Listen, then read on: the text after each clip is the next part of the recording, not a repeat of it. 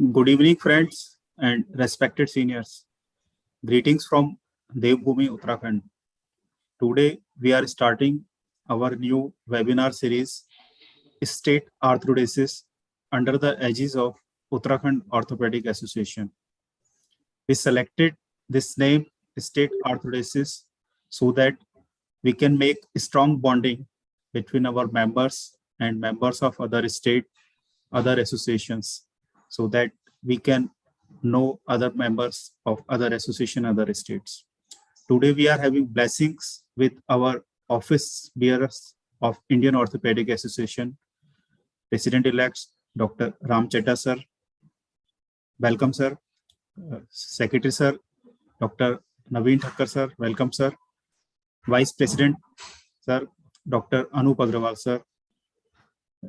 And President-elect Uttarakhand Orthopaedic Association, Dr. Puneet Gupta sir. Welcome, sir. Dr. Atul Shrivastava sir, our president, he engaged somewhere in some urgent work, so he is not able to join this program, but he sent me his best wishes for our association. Thank you, sir. We are having panelists from our state, Dr. Vimal Nautiyal sir. He is joining soonly. He is our past president. Dr. I M Singhal sir. He is our immediate past president. Dr. Himanshu, kochar. He is our immediate past secretary. Dr. Ganesh Singh, associate professor. Dr. Pradeep Pandey, senior arthroscopy and trauma surgeon. Dr. Tarun Solanki. I'm requesting to Dr. NAVEEN THAKKAR sir to say a few words for our association and proceed further. Thank you. Yes. Good evening to everybody, and congratulations to Uttarakhand Orthopaedic Association for arranging such a beautiful webinar series. And this is a kickstart with the presence of all IO officials. Uttarakhand Orthopaedic Association is a very vibrant and active orthopedic association with great academic activities, and they have done a series of webinars previously also. Gujarat Orthopaedic Association and Uttarakhand Orthopaedic Association has done a combined webinars of various case discussions and everything.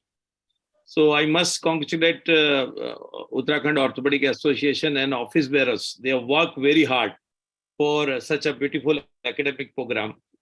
And if you allow, because I have to catch the flight, if you allow, I can start the presentation. And then whenever you take the presentation of the next IO officials, you get a message and the presentation, or you want the messages first and then I have to present, whatever way you select. Yeah. Dr. Ramchandran sir, can I start the presentation so that I can finish and I can catch up the... Please go ahead, Naveen ji. Please go ahead. Okay. Thank you, sir. Thank you, sir. So I'm sharing the screen, and the subject chosen today is...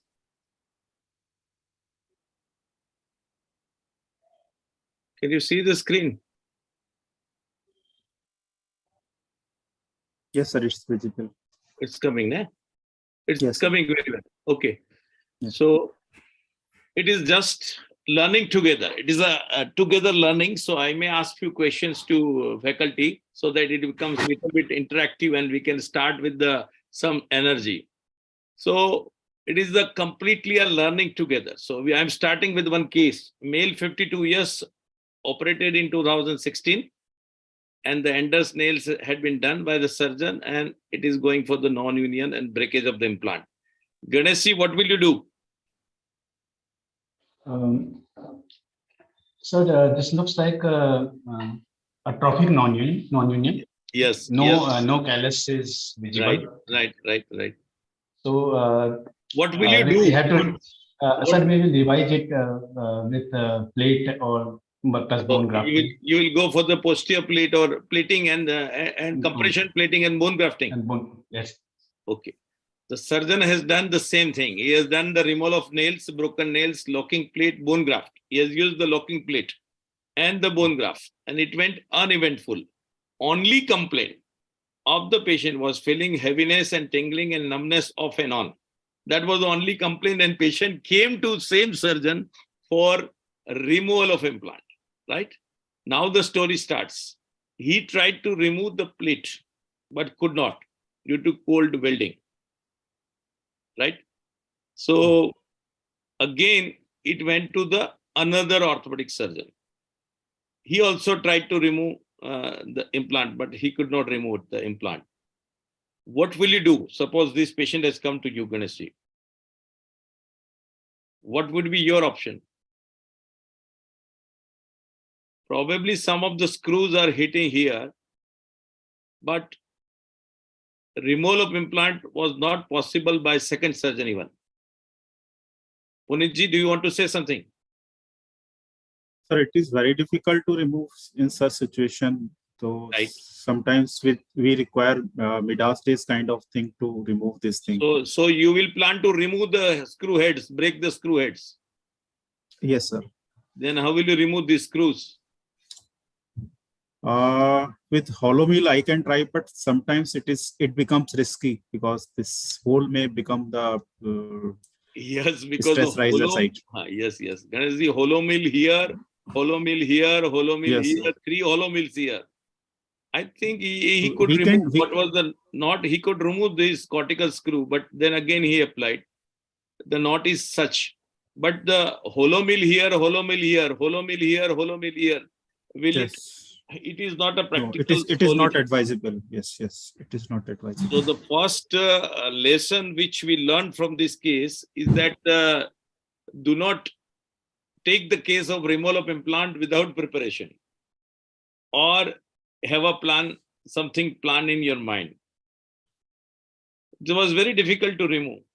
And another message is, in such a good bone, it is not required always to use the locking plate. When you are doing a compression mode in a non-union, you can use a simple DCP, LCDCP without locking heads.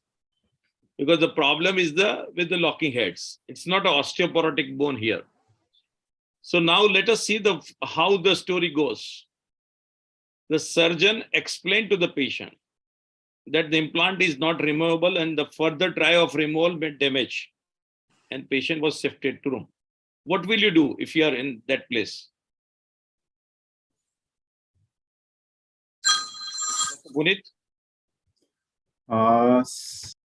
you tried a lot in the OT, but you could not remove. Then what will be the most difficult part is to explain the patient, because many times we take these patients when we have no patients.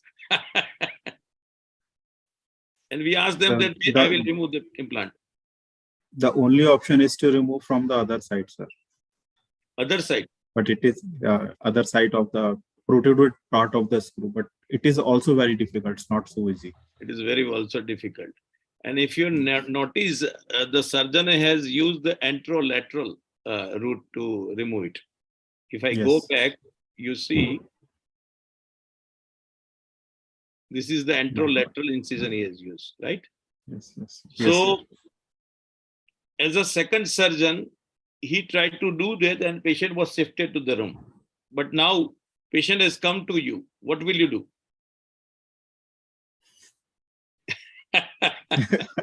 So now the story, let me finish the story. The story starts now. Real story starts now. What next? Next is, this is the thing. Patient complained of pain and deformity after 3 hours of shifting to the room. So now, during the removal of implant, we have added a new problem. It's a peri-implant fracture here. Right, sir? Yes, sir. Now, it has come to you as a third surgeon. Now the real problem. Now the added problem. Who wants to take?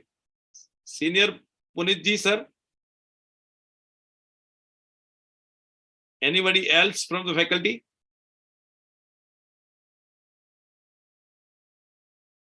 Ganesh ji, are you there? I cannot see, I can see only Puneet. And he is also busy on the... Yes, Gupta sir. Sir, yeah, because this implant is not removable. It has been done from the anterolateral aspect. I will treat it as a fresh fracture, new fracture, and I will approach from the posterior surface and will do the plating on that side. along with the bone grafting. Yes. That is your I'm not bothered about Can- the previous plate, but I'll like to treat have you the approached the fracture. have you approached the posterior aspect with such a high level of fracture? Still, sir, but the only option is we have to explore the radial nerve first, and then we have to operate it. We'll have So, to but take care of the posterior. posteriorly, you have an experience of going such a higher level posteriorly. Sir, most of the shaft humerus plating I do from the posterior approach. But this high level also. Sir, it's risky, but then still we have to. I think that the one So of the option for that is you will go posteriorly. You will isolate the radial now and then try to Yes. do the plating on the posterior aspect, right, sir? yes, sir, yes, sir. Any other option? Any value addition from other faculty? Now it is. Imagine that it is your patient. Sir, if Yeah. we are planning for the replating, the only option is the anterior plate, sir. Yes. Who has Anterior spoken? plate, yeah, Puneet Okay. Agrawal. Puneet, yes. Puneet ji. Anterior plating, the proximal part is just below the neck or some below the bicipital groove, and the Right. distal part in between these two screws of the plate, I think. Right. That will be the only remaining option. Then in this situation, we can try to remove one proximal to screw or one screw so that we can put graft there. Okay. You will try to remove this screw, proximal one here. Proximal one, yes. Yes, proximal one. This one proximal, right? Any difficulty you anticipate? Any difficulty? The union will be very. Yes, any difficulty during the surgery you anticipate? You said that you are going anterior plate, so you are going to open up the anteriorly. So whatever the anterior anterolateral incision or anterolateral incision is there, that you are going to take same incision, no? So there Yes, will yes. be The lot of This is the anterolateral. Fibrosis will be there. Yes, fibrosis will be there. Right. Any other solution than opening up the fully? Any other option? Okay, to save the time, let us go further. We did a reduction with the help of the flexible nail, and we tried to do MIPU anterior pleating. You can see here the flexible nail to get it reduced and keep it reduced, and a small incision here, and a small incision here, and the long plate. You can see from here to here, long plate has been used. 2 or 3 screws on the either side. This is the immediate post-op. This is the follow-up anterior breech plate with the flexible nail to help the guide the reduction and keep it reduced, and as a additional augmentation. And this is the follow-up united anterior breech plate. And you can see that only minimally invasive surgery, and it can be done with the minimal invasive surgery. Sir, my question is, since there was a lot of fibrosis at your side, were you able to pass the plate through the MECO technique? Anteriorly there was no fibrosis. It was anterolateral only. It was pure anterior plate, purely anterior, total on the anterior surface plate. So once you make a tunnel, it becomes tunnel very well with the plate itself. And this is the function. Yes, you can ask the question. So the theme of this time CME, which is going to be conducted by Gujarat Orthopaedic Association. So we invite you at the Lucknow. The theme is a case or a technique or an idea or an innovation which has changed my practice, may change your practice. So this is the paper which I'm talking, minimally invasive plate osteosynthesis of humeral shaft fracture. Is it possible? A cadaveric study and preliminary report. This man got the idea whether it is possible. So he tried on the cadaver and he looked for the cadaver and they tried it. So if you have something value addition along with this technique, and that may help my colleague, and this is an optional way to tackle the humerus fracture. There are many ways to tackle the humerus, starting from the conservative, but this is one of the way. What technique to choose? Many times difficult extended indications like these of the humerus. And we are discussing a lot of about open reduction, interfixation, antegrade interlock, intramedullary nailing, antegrade retrograde enders or flexible nails. But what is the problem? Why we are searching? Why whatever we have learned, we are again unlearning and trying to learn something new, relearn something. So it is a learning, unlearning, and relearning is going on continuously. The commonest problem described in the literature is the radial nerve injury with this, and rate of radial nerve injury, non-union, soft tissue, time of surgery, vascularity of the mid shaft. These are the topic of discussion with this meta-analysis. This is the Bayesian network meta-analysis of 3 different surgical techniques for the humerus. It is under scanner. And this fellow has also checked danger zone of locking screw placement in minimally invasive plate osteosynthesis of humerus shaft. Because you are going minimally invasive. So you have to take care that screws should not go exactly posteriorly where the radial nerve is, because you are going from anterior to posterior in the screw direction. This is the incision proximally, this is the incision distally, and this is the plane of the cleavage, your dissection. Here is another one case where we have done a plating and it has given a good result. But again with this technique, what we found that it is also not free with the without problem. It is the problem. One is to keep it reduced. That was the problem. So the possible solution described in the literature is the external fixator, or you can use the locking sleeves and control the plate. But you require one more assistant to hold the reduction continuously. So this is one of the method. So we thought that we can add a value addition, particularly this case, this type of case. 52 polytrauma, expected problem, how to maintain the reduction. It is an extended indication with combination and instability.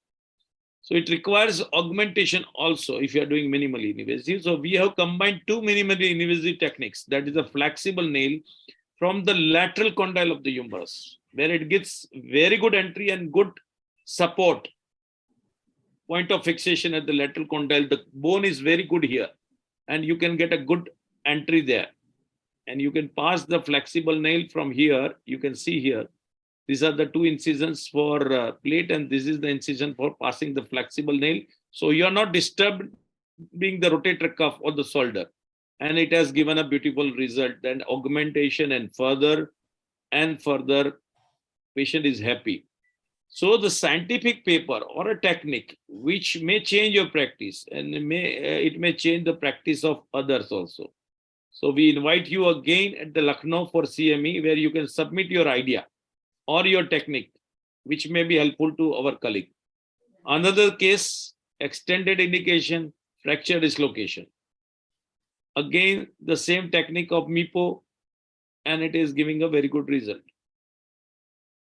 Again, another case of shaft femur and the flexible nail to reduce and the plate. Again, a good result with the happy patient. Good function, because you are not disturbing the soft tissue at all of the rotator cuff, as we are doing with the antegrade nailing or a retrograde nailing. So this is a possible value addition, and that has helped in my patients and may help to your patients also. Another case, extended indication. At least you must have a space for 2 screws here. Even if you have space for 2 screws, this technique is working very well. Flexible nail and the plate, anterior bridge plate, and you can see the good function.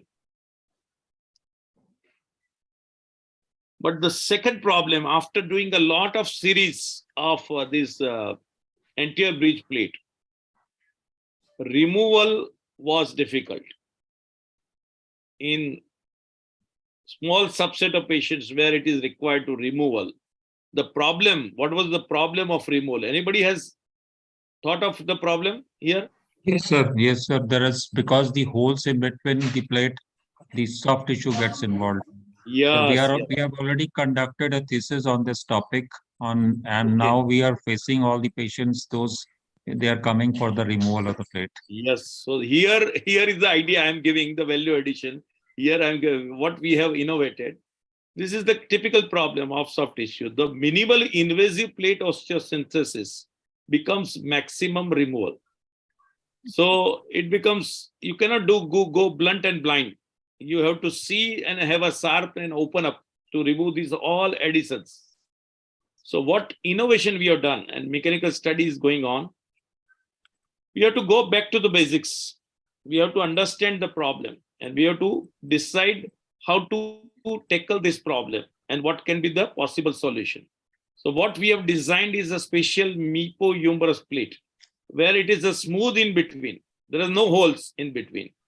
And there is an oblong hole here and an oblong hole below. So there is no additions in between. And advantage of this plate in a good bone stock, you don't require locking. And it is a cost effective. So you can angle your screws so that you can increase the span of the plate or the fixation without increasing the length of the plate. But you have to be a good length plate. So it is under trial for this mechanical testing, whether it disturbs anything.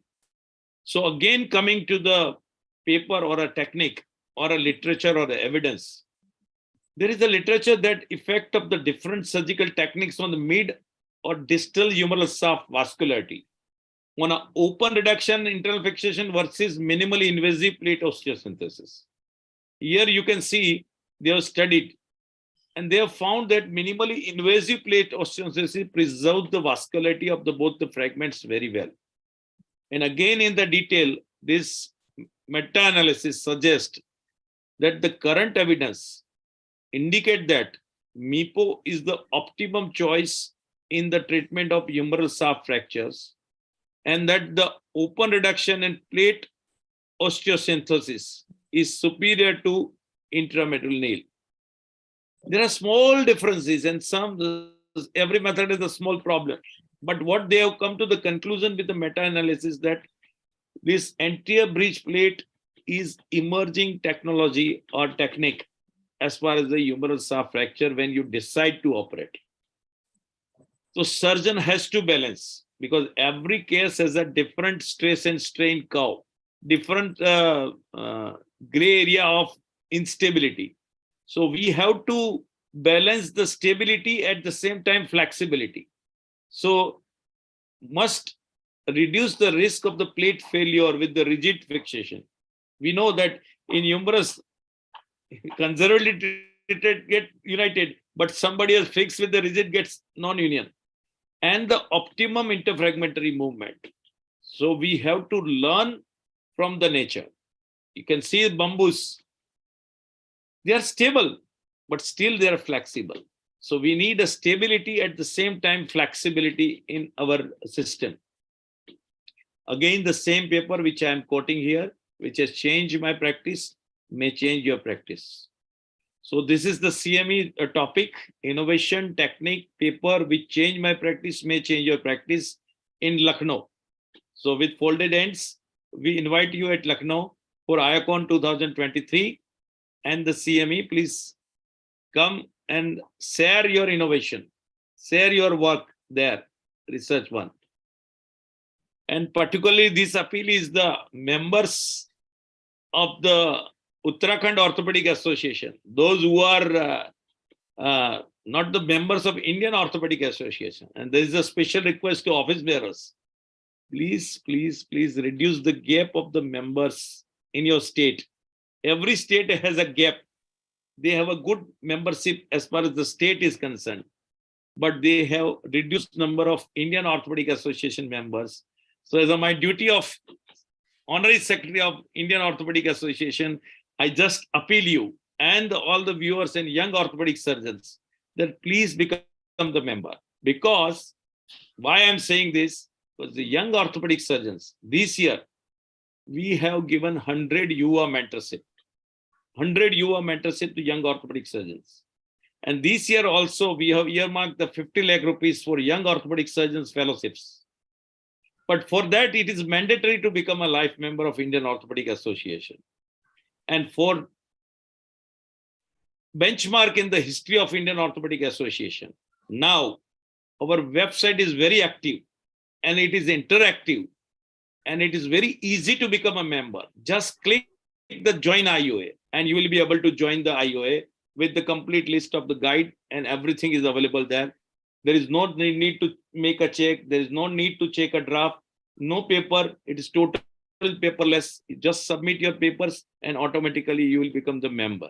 So this is a small request, and particularly young orthopedic surgeons this time, foreign affairs and the foreign fellowships, because of the very good communication between the IO office and the members, young orthopedic surgeons.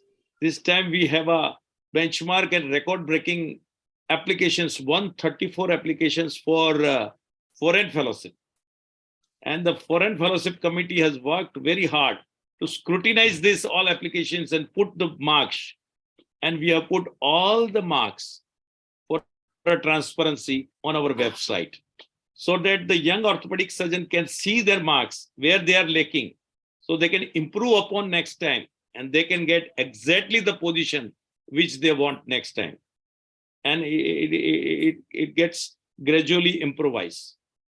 So it is now easy to become a member and join us. And now we have already started Aadhaar verification on our website as far as the transparency is concerned.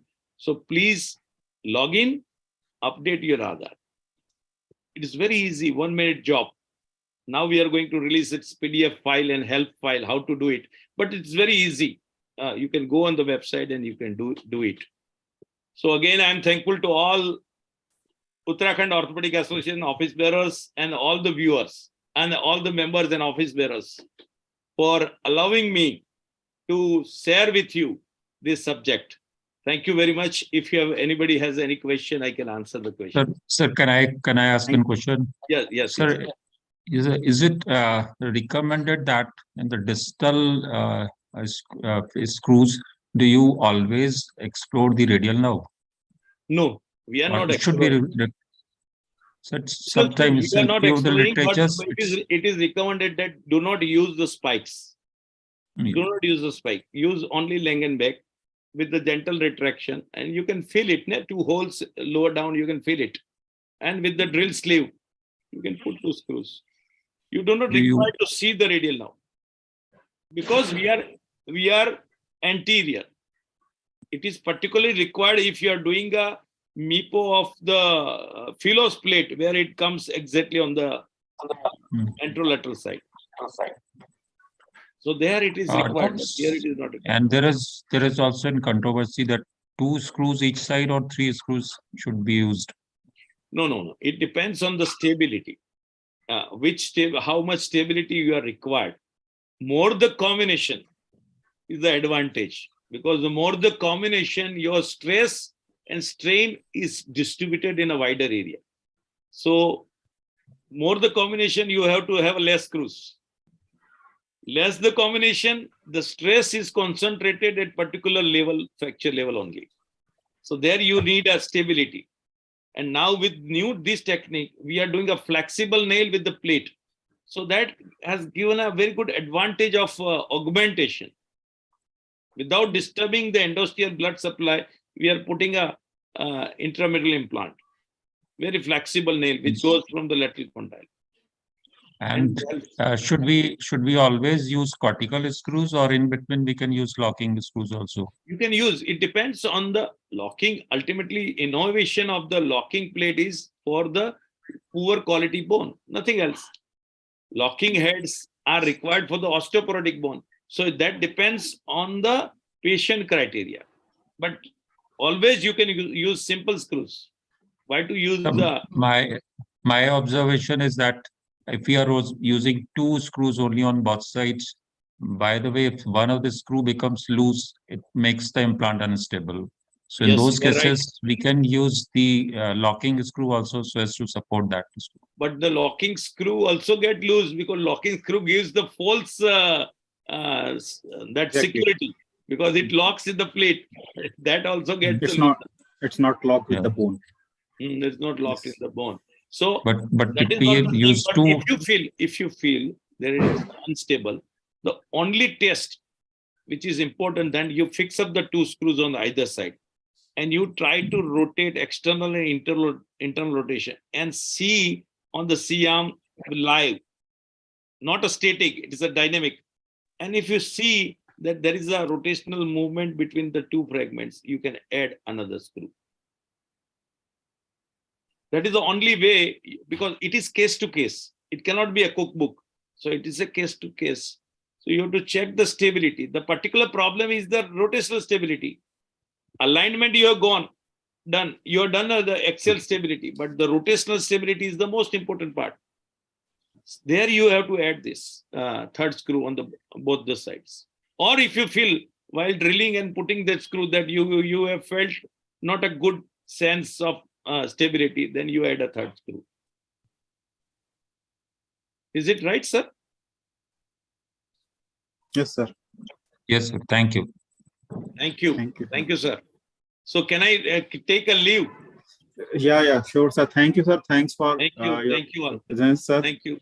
I'm stopping the sharing, and I again thank you, and I'm leaving the meeting, sir, with your kind permission. Dr. Ram, I'm leaving. Yeah.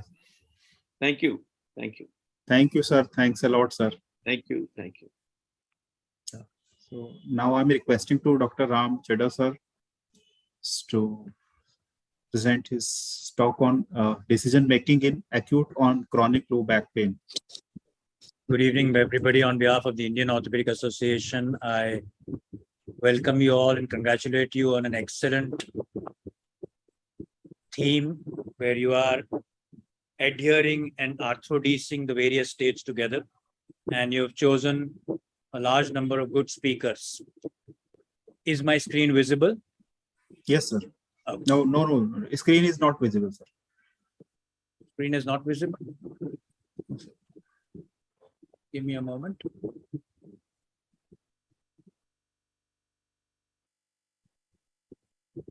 Is it visible now? Yes, sir. Okay, great. So today I'm sharing the little that I know on decision making in acute and chronic low back pain. I have been handling low back pain for almost 35 years now. And it's my privilege to share the mistakes I've made and what I've learned over these years. We all believe that chronic low back pain is related to degenerative disc disease, but we don't know whether it's purely an aging process or whether it's an independent pathology. Why do we say so? Well, this is two grayish-black discs and two grayish-white discs, one of which is herniated. This is multiple grayish-white discs and two grayish-black discs with Schmoll's nodes. This is various stages of degeneration from a white proteoglycan-filled annulus fibrosis with a good nucleus to a completely degenerated lumbosacral disc. And this, unfortunately, the young man comes under a category of juvenile degenerative disc disease, where he actually had this in his late teens. And I treated him for almost 5 to 6 years before he came to me, finally, with a problem. He was 26 years old when I saw him. He was doing weight training as a passion, as most youngsters do today. He was a marathon runner. He had back pain for 3 years, which was worsening. I was treating him non-surgically. He had left leg pain since the previous marathon on the left side. And he had quit smoking at the age of 20, which means he started in his early teens and quit it at the age of 20. Now he came at 26 with some claudication, paresthesia, and neurological weakness in the left L5-S1 dermatomes. And unfortunately, a red flag of urgency in his sphincter. This is what got our tentacles coming up. We did an X-ray of the LS spine, AP and lateral views. What to do next? Well, I thought, let's do a flexion extension X-ray. No gross movement, but yes, there used to be some calcification of the annulus at the L4-5 level. Nothing else visible in this patient. Some early calcification with retrolysis at 3-4. We went ahead, studied it, studied all the MRIs, did the axial cuts.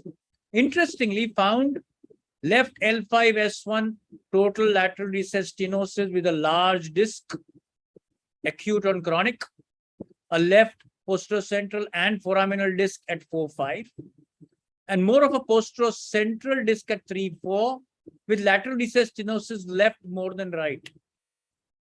But he was just 26 years old. What do we do now? We evaluated the rest of his spine, which was pristine, clean, good. Do we do a CT scan? Do we do EMG nerve conduction studies? Do we do a discography? Do we give him root blocks? Do we also rule out other things like doing an HLA-B27, RA factor, anti-CCP, ANA? Do we do his other parameters to look for low back pain causes like vitamin D3 deficiency, B12, folic acid, HLA-B27, RA factor, any or all of the above? Well, there was a lot of consensus, more of controversy. But this young man now had a bladder problem. We had to choose between what we were doing for the past 3 to 5 years, non-surgical versus surgical. Where did we go next? We now came to the 3 most important parts of our discussion and the way forward. Counseling, counseling, and counseling. In such patients, it's always a shared informed decision, a decision between the person who's suffering, we as the caregivers, and of course, the patient's family, which in our country is an integral part of decision making. What did we now do? Well, we wanted to know that if we are going to intervene and do something invasive in this man, why are we going to do it? What's the purpose of the intervention? If you're going to do it and we know why we are doing it, then we'll think of how to do it. And finally, we'll decide what to do. This is actually contrary to the way that most things are happening in our country and worldwide today. People say, "Main implant dalunga." Then they say, "Main usko minimally invasive dalunga." And very few of them know ke kyun dalunga. Unfortunately, thinking has to be turned the other way around. If a patient needs surgery, you should know the purpose, why. Then the process, how.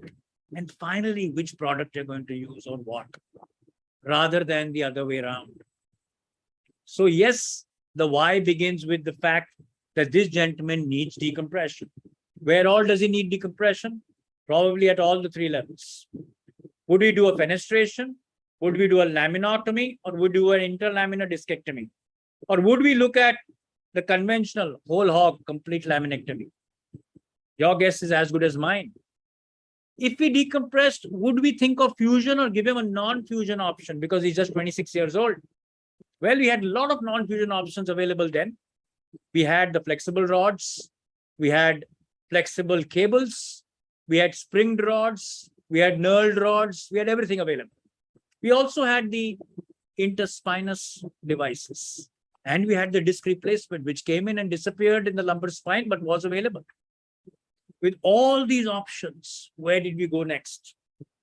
Well, we thought he has significant back pain as well. Fusion to karna padega. Somewhere we'll have to fuse it. But where?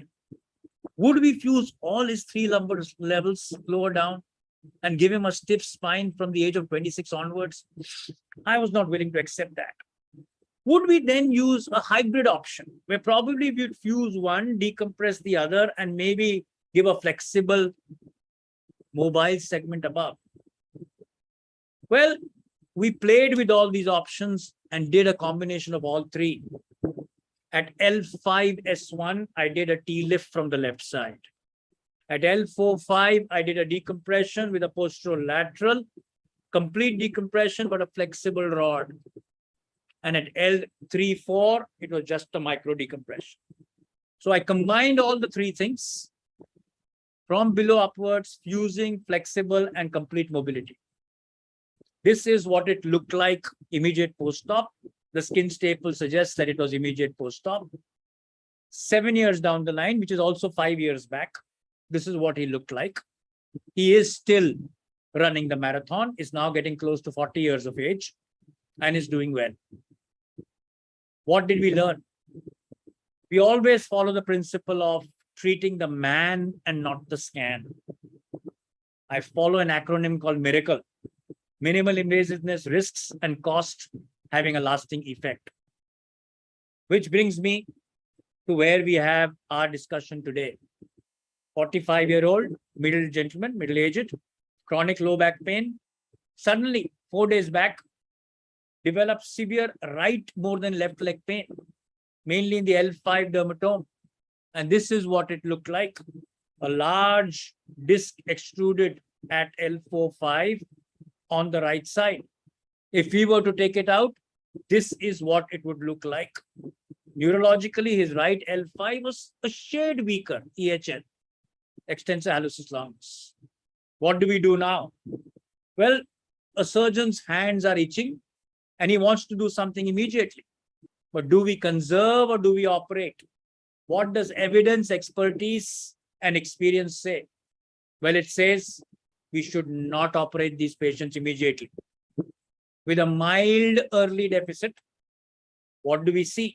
At 25 months, 75 to 100% of them resolve, more than 50%, almost 50%.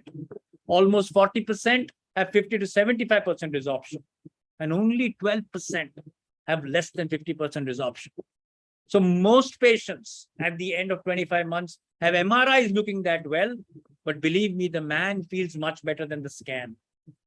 Between 6 weeks to 3 months, a lot of them turn around, and you can, if you handhold them, giving them reassurance, pull them through, taking care that they don't step into the red flags of loss of bladder and bowel or cauda equina, or further weakness of the EHL or the EDL or the T-band.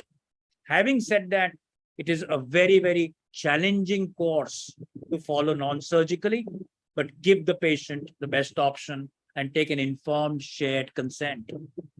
Which discs regress?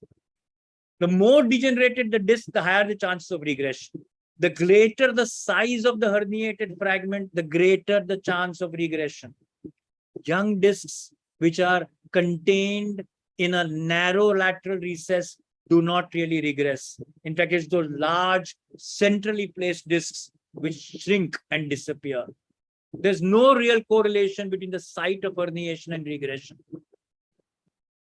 Do epidural steroids help? Well, there's no difference between using epidural steroid and not using epidural steroid as far as regression is concerned, but the radicular pain can be masked, and it can be used as a mid-path at a perineural injection. Whichever way you go about it, transforaminal or otherwise, can reduce the radiculitis and make radiculopathy appear better in a quicker period of time. Is there any natural history that neurological deficit will reduce with disc herniation? Well, if there's a mild deficit, it's an overall good prognosis. If recovery is seen in the first 3 weeks, it's always good. But if it doesn't recover beyond 6 weeks, you have to have your antennae open and probably think of surgery. Sensory fibers are most susceptible to compression and the last to recover. And resolution is not affected by surgery. Rarely, this low back pain is associated with mild instability. Well, in those cases, you may need fusion. What are the types of fusion? Posterolateral fusion, PLF, posterolumbar interbody fusion, PLIF, transforaminal lumbar interbody fusion, TLIF, oblique lumbar interbody fusion, or OLIF. This is from where you put the graft, put the spacer. But why do you do that? You do it if you have an unstable, painful, mobile segment. You also do it if you have deformities like listhesis, scoliosis, or a flat back. And sometimes jacking up the disc space also causes an indirect lateral recess decompression. When you do a PLF or a posterolateral fusion, well, it works well for multisegmental, and it can be done for low-grade instabilities. Where you do PLIF, interbody, where you're putting graft from both sides or spacers from both sides. In this case, I would do it for high-grade listhesis, or I would do it for post-operative discitis. I would not do a PLIF from both sides for a low-grade listhesis or an easily correctable grade 1, 2, or even at times a 3 listhesis. Of course, if the patient has unilateral symptoms, I would put it from one side or transforaminal, where I would put in a spacer through the T-lip approach, get down one facet, knock it off on the side that it is affected, and put in my spacer and put in my 4 screws. That's my gold standard. Yes, today we have the new kit on the block, which is the OLIF, which is done as an anterior psoas approach. Earlier it was trans-psoas. It's now done more anterior to the psoas. And you put in large spacers from side to side which can go and support and do a percutaneous procedure of rods and screws from the rear. So it's a back and front approach where you're doing an OLIF or an X-slip from one side and a posterior percute screws from behind. Works very well in revision cases, especially adjacent segment disease. So what are the lessons that we've heard in treating acute and chronic low back pain? One, if there are more symptoms than signs, which means neurology is hardly there, let the patient buy the surgery, don't sell it to him. If there are more signs than symptoms, weakness, sensory, motor, early bladder bowel, something of that sort, counsel about the need for surgery.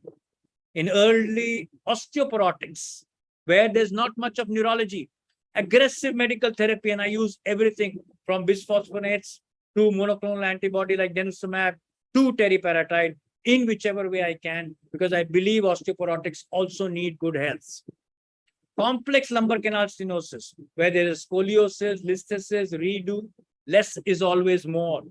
And in those severe osteoporotics where you have to operate, where there's no other go because there is neurology coming in and you can't build them up for 3 to 6 months with anti-osteoporotics, there use bone cement, use BMP, use screws, wires, use artificial intelligence, RoboNav, whatever you have minimally invasive, do it in a tertiary center, have a good ICU backup. Don't touch these patients who are elderly and moribund in small nursing home setups. Where are you in the future? Well, fusion will at some stage probably get replaced by non-fusion. Open is already getting replaced by minimally invasive. Instrumented and non-instrumented, less is more, and soon there will be less of implants. Gene therapy versus biologics versus metal, my guess is as good as yours. We don't have an answer yet. Ultimately, in our country, we would need cost-effective and safe options. Coming to my final slide. We hear a lot of people talking of evidence, a lot of people talking of experience. Very few talk of expertise, which is where you have both. And why is that so? Because people are in a hurry. They always practice the Dunning-Kruger effect.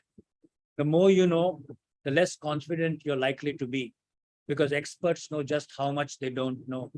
They tend to underestimate their ability. But it's easy to be overconfident when you have only a simple idea of how things are. Try not to mistake the cautiousness of experts as a lack of understanding, not to give much credence to lay people who appear confident but have only superficial knowledge. Bertrand Russell, I quote, "The whole problem with the world is that fools and fanatics are so certain of themselves, yet wiser people are so full of doubts." Practice the anagram of listen and silent, LISTEN, SILENT, same letters. Because when you listen, you probably gain a lot. When you speak, you only share what you already know. Behind every successful person, a lot of unsuccessful years. I've shared my mistakes, my errors, what I've learned over the last 35 years. And I would like to say, good results come from experience. Experience only and only comes from bad results. Thank you all for a very, very patient hearing. I'll be happy to take whatever questions you may have. Thank you, Uttarakhand Orthopaedic Association, for having invited me. God bless you. Thank you, sir. Thank you. Yeah. Dr. Puneet, sir. Are you there? Hello? Yeah. Hello. Any questions? Yeah. Hello. Yes, sir. Any questions, sir? Sir, a patient, young patient, you said that he's started developing numbness. Do we still have to wait for the surgery, or you said that we have to wait for the red flag signs? How do we convince those patients to continue conservative treatment? Sir, we don't convince the patient for anything. We let the patient convince us that they need surgery rather than we convince them that they need surgery. So for me, if a patient buys the operation, I take it. I never sell it to him. So if you have a patient who's a high demand patient for whom an EHL grade 4 and paresthesia is significant, yes, I'll offer him surgery. But if I have a patient who just has these two, I'm not going to scare him and tell him tomorrow you will need your lose your bladder and bowel. No, sir, I don't scare them. So as I said, it's an informed, shared decision. Okay, sir. So Thank you, sir. Thank you. in the same scenario, what is your advisable? Should we go for only decompression or fusion despite there is stable spine? So if there's a stable spine, I do not insist on a fusion. I try to maintain the flexibility. I like to do as less as I can because I believe less is more, especially in the young spine. And the same scenario in old person? In all patients, less is more. Okay. As far as unstable spine is concerned. So even in the elderly person, an early degenerative listhesis, which on flexion extension hardly moves, I may just do a decompression and come out. I will not necessarily put screws rods. Where on flexion and extension, the degenerative listhesis stays the same. No problem. So many patients presented late, sir, like they have large discs 3 year, 4 year, but they recover. And after 4 years, they develop the symptoms.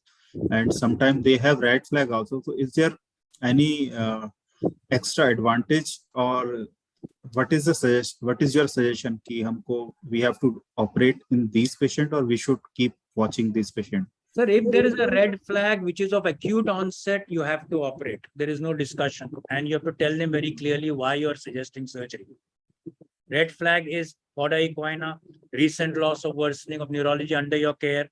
You know, these are red flags. Sensory worsening, motor worsening, all these. There Practically, will these signs recover after is such a long process? I never promise recovery to any patients. Never. I never promise recovery to any patient. I'm very, very clear to all my patients that I can at the most halt the progression. At the most halt the progression. Recovery, if any, is somebody else. I am an instrument of a much larger force. I just execute. The recovery is in somebody else's hands. Yeah. Can I ask a question, sir? Yes, Anupji. Sir, I'm not confused about osteoporotic fracture in a middle-aged male or female, one level fracture, painful.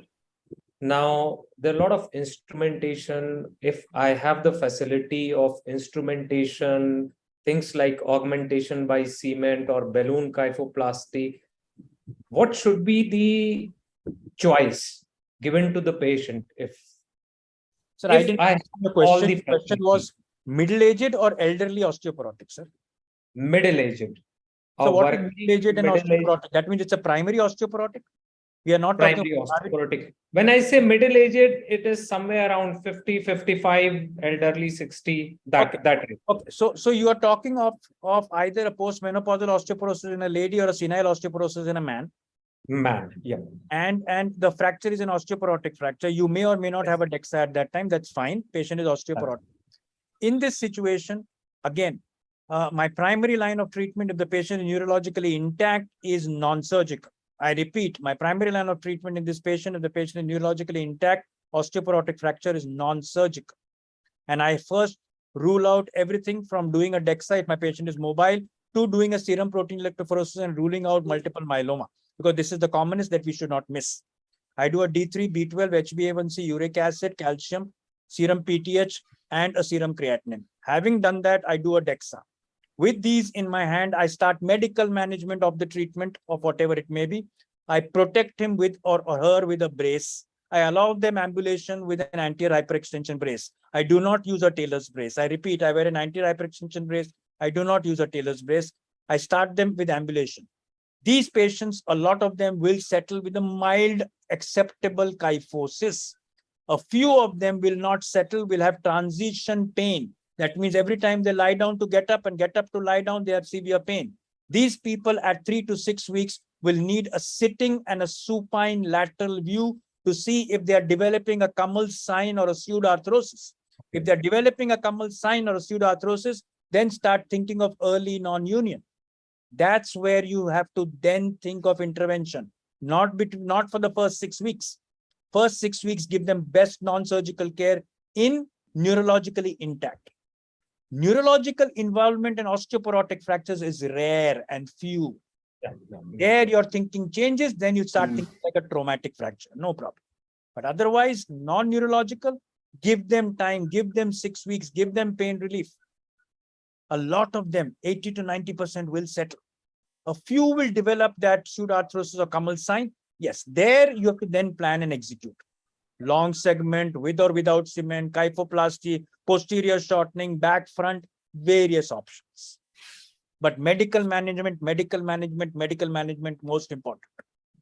And ambulation from day one with brace. I allow ambulation within limits of pain. And I encourage ambulation in the elderly. Keeping them in bed is asking for trouble in the elderly. Yeah, that's where there is a confusion, because you want with conservative, that's how it is being placed, that with conservative you have to ambulate for a long time, and probably that is the selling point for the surgery, that you will start moving from the day one post surgery. So there is a lot of confusion. This is probably where I am at least confused. So this is where we were 8 to 10 years back when we started just cement augmentation or vertebroplasty. We burned our fingers. So I'm now coming to that you restrict it to those few who really need that cement augmentation. Don't sell cement augmentation to everybody. It's not as simple as it appears. Thank you, sir. Okay, thank you, sir. Thank you, Ram, sir. Now I will proceed to Dr. Anup, sir. His talk is on humerus, fracture proximal humerus plating, how to do it right. Dr. Anup, sir.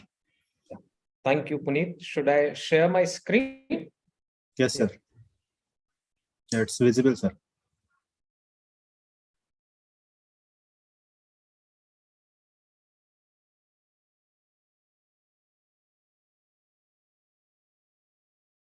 So once again, thank you both Dr. Puneet for giving me this opportunity to be in this webinar, which is probably one of the first webinar for this year. And I'll be speaking on a simple yet little complicated subject, that how to do it right. There are a lot of confusion around philosophy. Still few things are not clear. So why actually, what are the challenges? Why this topic is required? Because it's really difficult to have a secure fixation of the implant on the bone because of the osteoporosis, because there is less cortical and cancellous bone, especially in the head area. So the pull-out strength is very, very less in all these head area of proximal humerus fractures.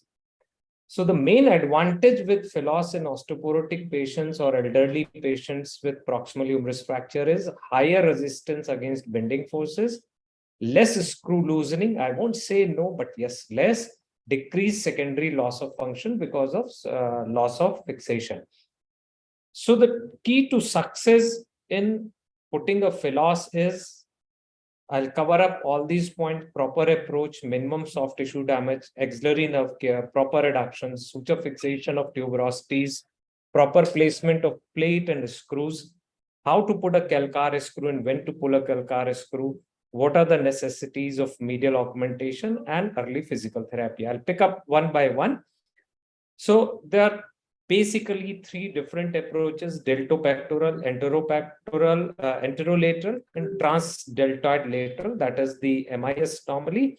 So these are the three approaches. Out of that, we all know deltopectoral is the commonest approach, which most of the surgeons prefer.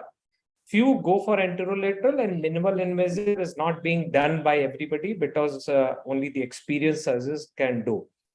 But every approach has its own advantage. Like deltopectoral, if you have a varus kind of fracture, if you have more medial comminution, and if the patient is bulky, it is easy to handle through a large deltopectoral approach, because you can extend the incision both proximally and laterally. With transdeltoid approach, if you have a valgus fracture, plus minus tuberosity fracture, and especially if GT is comminuted and grossly displaced, then with this approach, you can very well manage that GT. With minimal invasive deltoid split, as I said, you need more experience. And Many of surgeons are unfamiliar with it. They damage the deltoid.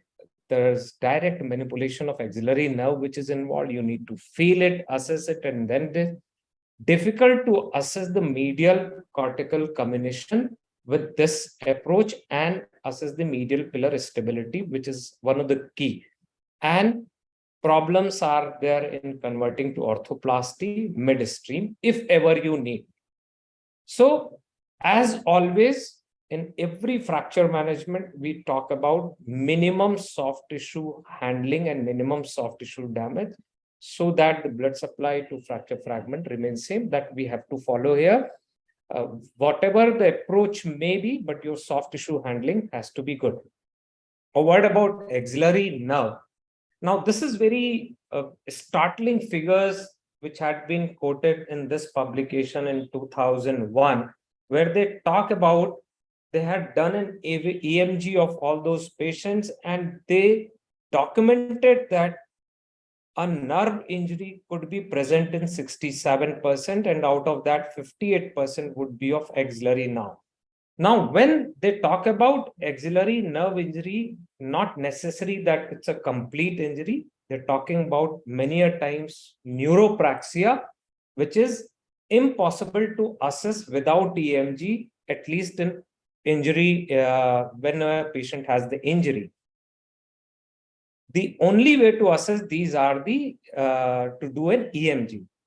In post-op or per-op, if your handling of axillary nerve is not good, then these injuries of axillary nerve which were neuropraxia may get converted or may get further a delayed recovery because of further injury. So you need to be really careful while you are handling the axillary nerve, whether you are using a deltopectoral approach or MIS transdeltoid approach, where also you should always put your finger inside and feel for the axillary nerve and then put your plate underneath. Now, if you look at these two fractures, one is I'm talking about proximal femur, another is proximal humerus. Mechanism of injury is different. The whole biomechanics of healing is different. The muscle pulls are different. But still, if you look at the fragment and the way it is needed to be reduced, the whole thing looks quite similar. You have 4 fragments: GT, greater tuberosity, greater trochanter, a head fragment, then a lesser tuberosity, and a shaft fragment. If you have understood the concept that how all these fragments are important to stabilize and how these things should be reduced, then probably you know about the proximal humerus also. So these are the 4 fragments, and most of the time, you have to reduce each and every fragment to this position. And before that, you should know how these fragments are normally being displaced. So if you look at the head fragment, it is mostly inferior or posteriorly where it is difficult. Greater tuberosity is abducted, that is gone posteriorly and superiorly, and lesser tuberosity medially. And if you know this concept, then probably you will be able to reduce them well. So what you should do, these are all 4 fragments. You have to reduce them, make them one, align them, and then fix. So always a proper reduction is necessary. When I say proper reduction, what does that mean? That is, maintain a proper neck shaft angle. We all know it is normally 130 to 150. You have to come in between whenever you are reducing. So your neck shaft angle, head shaft angle has to be proper once you have reduced. And there should be a medial continuity of the fragment. And this is very, very critical for success of your whole fixation and the functional result. And this has been proven by this study, which was published in 2009. There, the analysis showed that any delay in rehabilitation because of comorbidity and decreased head neck shaft angle induced by lack of medial support were the primary prognostic factors that led to poor outcome. So these 2 important, maintaining the head neck shaft angle and medial community, are very, very important prognostic factor to have a good result. Now, how to actually reduce the fragment? You could have a varus or the valgus position of the head. If you have a varus displacement of the head, then there could be many methods. You can put in K wire into the head from the anteroposterior side, anterolateral side, and then pull it back. Or you can utilize the suture over the head and pull it back, or both the things. Or you can put some sort of retractor or anything, use it as a joystick through the fracture side and elevate it and reduce it, and simultaneously use the arm to abduct it. So there could be various methods, and sometimes even after these methods, sometimes you need to actually put in your finger through the an interval between rotators, and from there you can go to the upper border of subscapularis tendon and reduce the head to a proper position. If you have a valgus position of head, again, either you can use a K wire, or most of the time it is some kind of elevator where you can push through the fracture and then reduce it to a normal position. Once you have reduced the head, the next thing which comes is picking up the tuberosity from the posterior and the medial side, suture them well, and bring them anteriorly and close them. How I do it, I always, the supraspinatus tendon, lesser tuberosity, greater tuberosity, I pull all of them and suture them together first.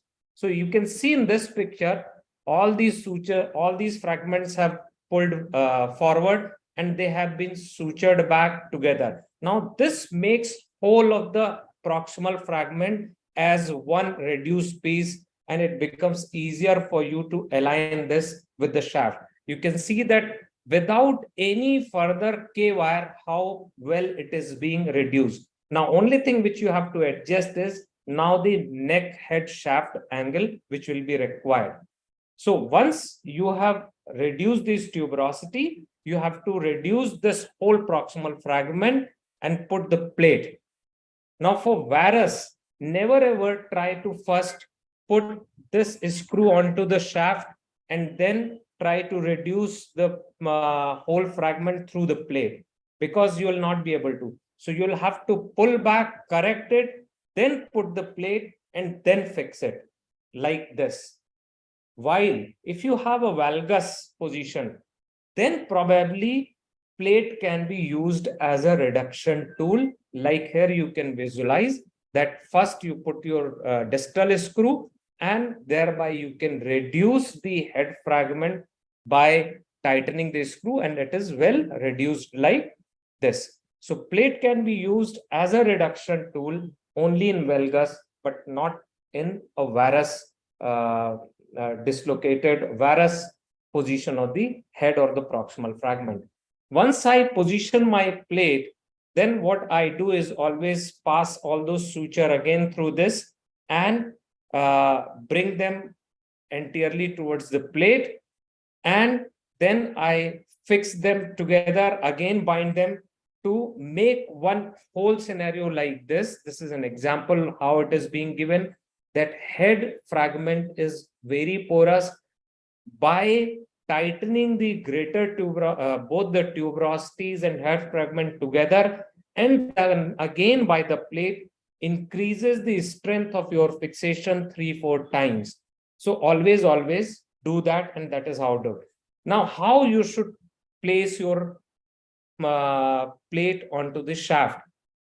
The plate should be placed 5 millimeter lateral to the bicipital groove, and proximally you have to put in the K wire to assess.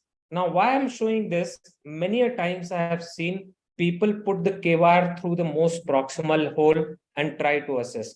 Whenever you are trying to assess the proximal position of plate through this wire, pass through the plate, you will always put your plate much more proximally and will cause an impaction.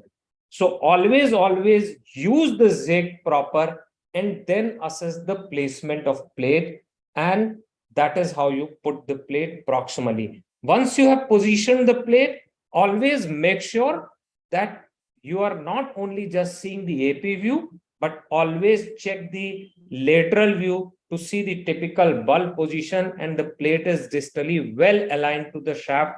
Only then start putting your distal screw first and then proximal fill. Now, another word of caution that what should be the position of a screw? What should be the depth? So the tip apex distance should be as minimum as possible. We have learned in proximal femur that it should be within 10 mm, but here you have to be as close as possible to the articular surface. Mind it, whenever you are putting your screws, always check in AP lateral oblique position, repeatedly check, because many a times your side screws, they are going towards the posterior. They are 30 to 35 mm, which is required. And if you go more than that, you'll not be able to assess if you're just assessing into AP lateral position, but actually those screws will be out of the head. So always check the position of screw in many directions, AP, oblique, lateral, and then go ahead further. Now, a lot of discussion comes about calcar screw, whether to be put or not put. As I told you before, that loss of medial support is the most common reason for secondary displacement with varus impaction. There are many studies. One such a study where they talk about how does a varus deformity of humerus head affects the elevation forces and shoulder function. And they concluded that any varus displacement of 20° already significantly elevates the forces of the rotator cuff for elevation movement.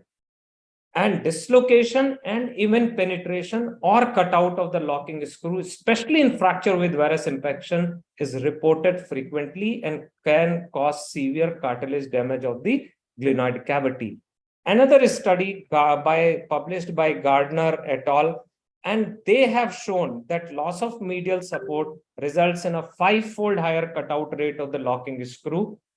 And in their analysis, a fixation is considered to provide adequate medial support if the medial cortex is intact and is anatomically reduced and not comminuted, or there is a stable head-on shaft impaction, or a superiorly directed oblique locking screw, which we call a calcar screw, is appropriately placed into the inferomedial quadrant of proximal humeral head. So there are 3 important things for medial support: that you don't have a comminution, or the medial cortex is anatomically reduced, or there is an impaction on the medial side. That means it is stable.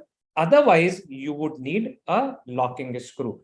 So any fracture where there is a medial continuity or medial stability, there is no requirement of putting a calcar screw. While if you have a medial discontinuity or there is a medial instability, then you would need to put a calcar screw. Depending on position, you can put in 1 or 2. If you're trying to put a calcar screw through this one, you have to be careful. Try to avoid through this hole, because this can cause damage to axillary nerve. A word about the role of osteobiologics in proximal humerus. If you have a significant metaphyseal comminution, which is more apparent after reduction, you should go for either a bone grafting by a cancellous bone or a fibula strut. Why I am talking about fibula strut? Because elderly osteoporotics have limited quantity and quality of iliac crest graft. So fibula strut is best. Or you can use bone graft substitute like cement. This one study has established that initial biomechanical properties of internal fixation measured with use of proximal humerus osteotomy model, and 3 methods of fixation were significantly improved by addition of calcium phosphate cement. So you can use the osteobiologics or graft to stabilize these fragments first if you find there is a lacuna. So these are some of the important lessons or the things which you should know. And if you take them into the consideration, probably you will be able to give a good result. When to start physiotherapy? I normally start exercise on 4th, 5th day when the pain has gone and significant swelling has gone. Start with a passive range of movement and pendular exercises. And thereafter, as the pain allows, as the quality of your fixation, depending upon the associated injuries and patient compliance, you start your rehabilitation process. So to sum up, I will quote this study where they have summed up the proximal humerus management beautifully. They concluded that a majority of minimally displaced fractures can be treated conservatively with early physical therapy. Yes, there is a role of conservative management. Treatment for displaced fracture should consider the patient's level of independence, the quality of bone, and surgical risk factors. Fixation with percutaneous techniques, intramedullary nails, locking plates, and orthoplasty all are acceptable treatment options. There is no clear evidence-based treatment of choice that this one is better and this one is bad. The surgeon need to consider their comfort level, their skill level with the various procedure vis-a-vis the requirement of patient and the fracture during the decision-making process. Thank you.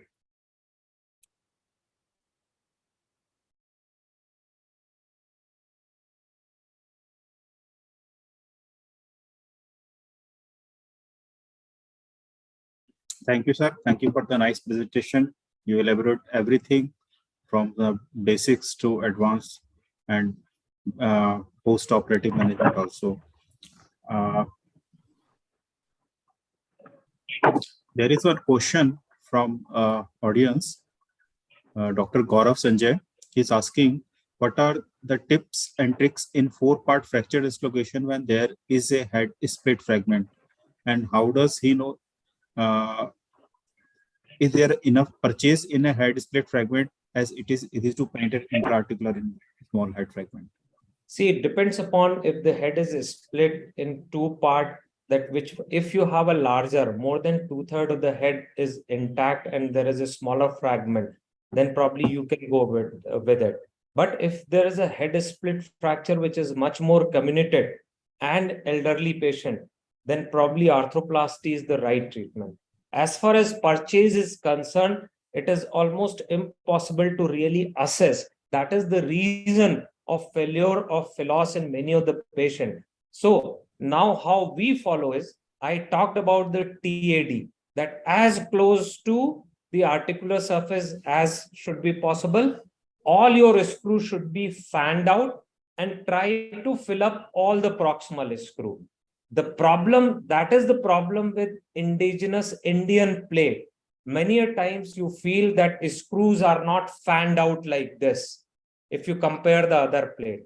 So always look before you are using any Indian plate that your screws are fanned out all around the head. That's one, that how you, and that is the reason fixation of greater tuberosity, tightening of greater tuberosity along the head fixation with the plate is very, very critical, which increases the strength of overall your fixation. Thank you, sir. Any other questions? Sir, can I ask a question? Anji sir. Yes, sir. Himanshu, sir. Yeah, I'm driving at the moment, but the thing is, sir, if you have, after opening the fracture, if you find that the rotator cuff is completely gone, so what is your take on that? Sometimes this happens in elderly patients that the rotator cuff is not there, and there is a 3 or a 2-part or a 3-part or a 4-part fracture of the proximal humerus. So then how do you go about it? Sir, if you're talking about the completed rotator cuff, then you have only thing which is left is the reverse shoulder, because the normal shoulder orthoplasty even not work in that. But if you're talking about the partial, then you can do a repair of the supraspinatus then and there and bind all of those together, and then you can go for the fixation. So how do you compare between a hemi and like not for the for cuff patients, but how you compare a hemi arthroplasty vis-a-vis a reverse shoulder? I didn't get like how I compare. Both are, sir. Orthopedic surgeon, for a normal orthopedic surgeon, what is the message to be traversed? Basically? Sir, or if we compare hemi with the results with reverse are better, long-term result. Number one. Number two, in the absence of rotator cuffs, the performance of hemi is always bad. You cannot go for it. And again, for a normal orthopedic surgeon who does not have an experience of either hemi or a reverse arthroplasty, that is not a surgery which should be committed by a surgeon who is not experienced into this. Okay. Thank you, sir. Thank you so much. Thank you, Anup sir. And Thank now, you. I will request to Dr. Puneet sir. Puneet sir, are you there? Yeah. Yeah. His talk is on outcome of surgical treatment of hip fractures in elderly patients with multiple comorbidities. Over to Dr. Puneet sir. Okay. Good evening, everyone. I'm sharing my slides presentation.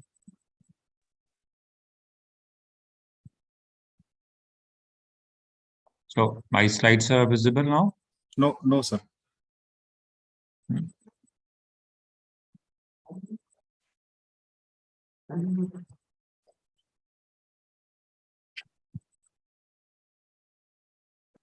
Is it visible now? Not No, yet, sir. sir. Not yet, sir.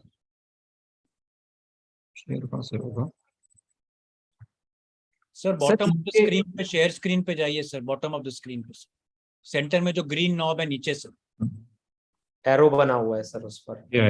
Yeah. उस पे double click करिए तो आपको एक दिखेगा sir. फिर उस वो जो चीज आएगी उस पे क्लिक करिए on the left side of your screen से आपका पूरा डेस्कटॉप की तस्वीर आएगी सर. Yeah. अब अपने अब आ गया sir. Very good. But it's not visible to me now. It's not visible to me now.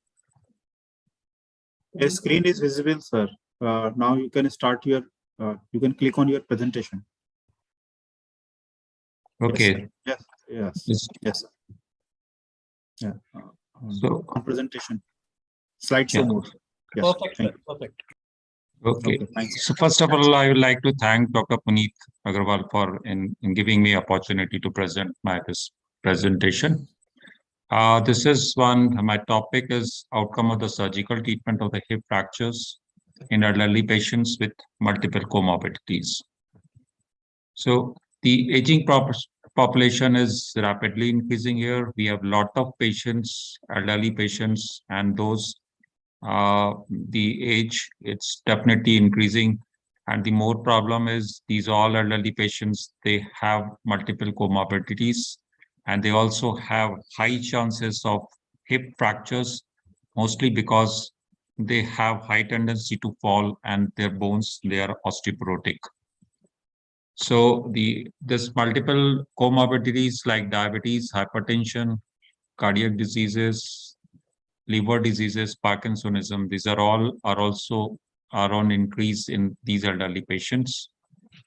And these patients, they have the hip fracture with the multiple comorbidities. So began in tertiary center, we started getting a lot of these patients with multiple comorbidities, which were referred to us from various sites. So we had a lot of question here that how does we manage these patients? The conservative treatment, FITIM definitely should not be any answer because we have seen a lot of patients, even not with the comorbidities, if we leave them conservative, they have a lot of problems of the morbid immobilization, bed sores, contractures, and all those things. But on the other hand, these morbidities, they make these patients even more crippling. So if we do the surgery, we have the fear and doubt what will be the effect of anesthesia on these patients, elderly patients with multiple comorbidities. What will be the effect of these multiple comorbidities? How will there will be the post-operative physiological status? And the one big question is always, we always have a fear of mortality of these patients. So we just, because we are getting a lot of these type of the patients, so we searched some of the literature. like the influence of comorbidities on the functional outcome of the patient's surgically treated fragility fractures.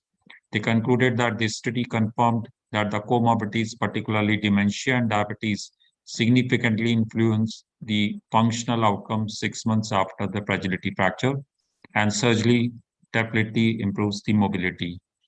The other literature shows the comorbidities of as a dominant predictor of the mortality after hip fracture surgeries. They concluded that 1-year mobility rate is not influenced by the comorbidities. According to Lorraine Backplace, the comorbidities delaying surgery versus hip fracture outcome. The clinical effect of surgical delay in older patients with multiple comorbidities and hip fractures is controversial, but the conclusion is early optimization of comorbidities and surgical intervention prevents physiological status deterioration.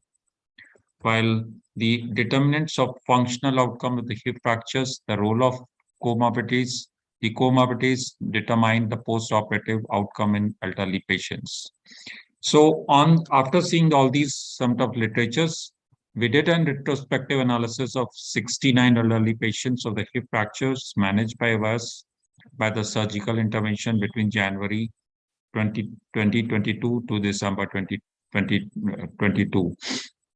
And out of these 69 elderly patients of the hip fracture, 15 patients had 2 or more than 2 associated comorbidities. These were all managed by the surgical intervention.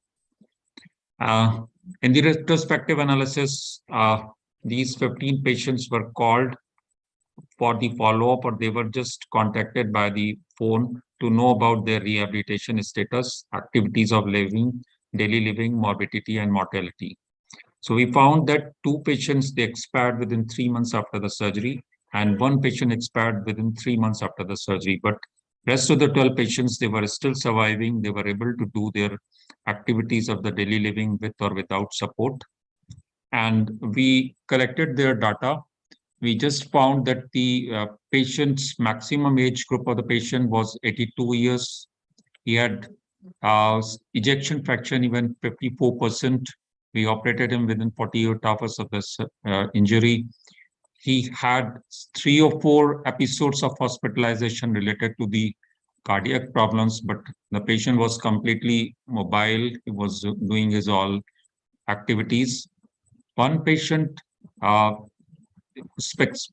expired only after because there was some delay, patient presented delay, and we operated 10 days after that. So he expired after 3 months of the surgery. Similarly, there were other patients, most of them were able to perform their activities of living, but a few patients, there was a delay in the surgery, or because of the other comorbidities, only 3 patients expired, but the 12 of the patients, they were able to do their all activities.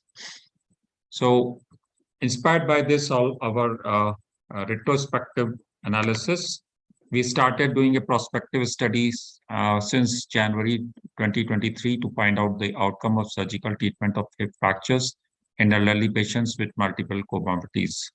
And in this study, we are being supported by 2 of the anesthetists, 1 physician and 1 statistician. Our aim is to assess the effect of preoperative multiple comorbidities in elderly patients with hip fractures on operative management, to analyze the association between comorbidities and outcome of surgical treatment in elderly patients with hip fractures, to evaluate the functional rehabilitation outcome of postoperative management in elderly patients with hip fracture with multiple comorbidities, and finally to predict the effect of operative treatment on morbidities and mortalities of elderly patients of hip fracture with multiple comorbidities. We use some other parameters, like we have taken elderly patients that is more than 65 years of the age. We had the evaluation and management of multiple comorbidities. We have included more than 2 or 3 comorbidities. We look for the time interval between the injury and surgery and influence of delay in the surgery on outcome. parameters we used like American Society Anesthesia score, Carson's comorbidity index, Possum's score, which have 4 components: physiological, operative, morbidity, and mortality scores. So since January 2023, 27 elderly patients of multiple comorbidities, they have been managed by the surgical intervention. And out of these 27 patients, we were able to do this analysis of 5 patients, and out of 5 patients, 1 expired within 3 months of the surgery. So this is what is the post-operative analysis. The 1 patient who expired within 3 months, he was bedridden even after the surgery. His scores were all alarming before the surgery. So we had used the ASA score, which has the 5 grades, 1 and 2, where the patient can be operated easily, but the grade 4 or 5 that shows the worsening. And our patient, he had the grade 4 of ASA score, who got expired. Similarly, the other patients who survived who had a score of 2 or 3. Similarly, Carson's comorbidity score, this is a tool which is it is basically uses 3 medical conditions, and these scores are given on the basis of these conditions. Higher this score corresponds to the more of the risk of the mortality. And these are the 19 criteria which comorbidities which are included in this scoring system. Again, if we see of our 5 patients, the patient who expired, he has about 10 of the score, which was the maximum. Similarly, we have the Possum's score, which has the components of the physiological, operative, and morbidity scores. These scores, again, the higher is the physiological and the operative scores, higher is the risk factor for these surgeries. So here again, we can see that the patient who is expired has the more of the morbidity percentage and mortality. And he also has the physiological and operative scores, which are on the higher side. So we looked for all these patients, 5 patients. Out of 5, 1 expired, 1 is still bedridden. But the 3 of the patients, they are walking with support. 1 patient who was operated for the fracture neck femur is walking without support. All of them are able to do their activities of daily living. They are, at least they are having their status, which was almost as pre-injury status. So though it's the, it's a small study, with this study at present, we can conclude that the preoperative assessment of the patients with the hip fracture with multiple comorbidities and early surgical intervention can be predicted what is the operative outcome of these patients. It can also help in predicting the morbidity and mortality of these patients. And the topic that is the outcome of surgical treatment of hip fractures in elderly patients with multiple comorbidities is a research-oriented and interest in the present scenario, especially in India, as not much work is being done in India. And though this, we are in very early stage of this study, until now we have very less number of cases to give any final conclusion. We will also try our best to present our final outcome, at least after 1 year of this surgery, this study. And so what is the purpose? Just I want to present this topic only to get the opinion of my seniors and colleagues about this surgery, and as well as get the support and encouragement from all of you for conducting this study. Thanks you very much.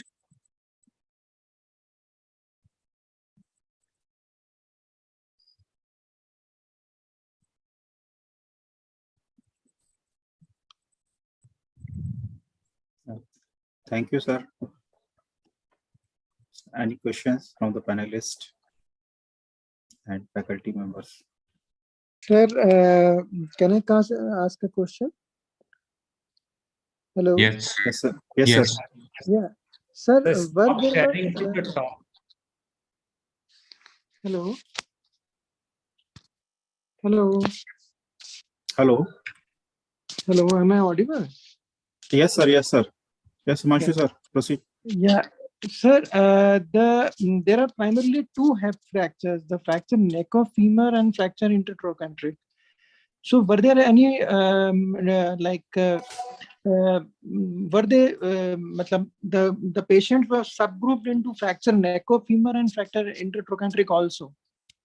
No, because we just want to know the one of the problem with the hip fracture, either it is a neck fracture or intertrochanteric fracture. If the problem will be of the immobility of the patients, so we want to provide them mobility. We want to provide them a trauma status for these patients. So we're not comparing the neck fracture or intertrochanteric fracture, because both of them have, if we treat them conservatively, both of them have the long immobilization, and that can affect on their comorbidities and finally morbidity and morbidity status. Maybe if we extend our study later on, we can see what is the outcome of the neck femur or intertrochanteric fracture. But at present, to increase the number of cases, we are including both type of fractures. Okay. Thank you, sir. Thank you. Okay, welcome. There is one question from the audience. Dr. Gaurav Sanjay is asking about how often do you use DVT profile axis for your elderly hip fracture patient, and what is your treatment protocol for DVT profile axis? As far as my personal experience, I operate these patients and start mobilizing them as early as possible. So I am not using any DVT profile unless there is some suspicion or there is some possibility of that. Because the hip, if neck fracture, if I operate them replacement, next day I start mobilizing them, and same is with the IT fractures. At least sitting quadricep exercises, non-weight bearing exercises, non-weight bearing walking, I can allow them. Okay. So I think there is no questions, and so should I conclude here, sir? Dr. Puneet, sir? Sure. Yeah. Okay, sir. So thank you all our office bearer of Indian Orthopaedic Association to join our starting webinar of Uttarakhand Orthopaedic Association. Thank you, Dr. Ram sir. Thank you, Dr. Naveen sir. Thank you, Dr. Atul sir, who is not with us today, but Dr. Anup sir and Dr. Puneet Gupta sir. Thank you, our panelist, Dr. Himanshu sir, Dr. Ganesh, Dr. Pradeep, Dr. Tarun.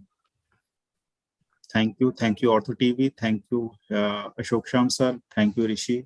Thanks to our viewers. Thank you, And Puneet. once again, thanks Dr. Puneet Thank you. Agrawal for giving opportunity to present my work. I think this is one of the procedure which I'm trying to do in Uttarakhand here, because we get a lot of these type of the patients. What is the final outcome? I think I will be able to answer it after completion of this study. Definitely, sir. Yeah, definitely. Okay. Good night, sir. Okay. Thank you, sir. Good Good night. night. Good night. Okay. Thank you, Ashok sir.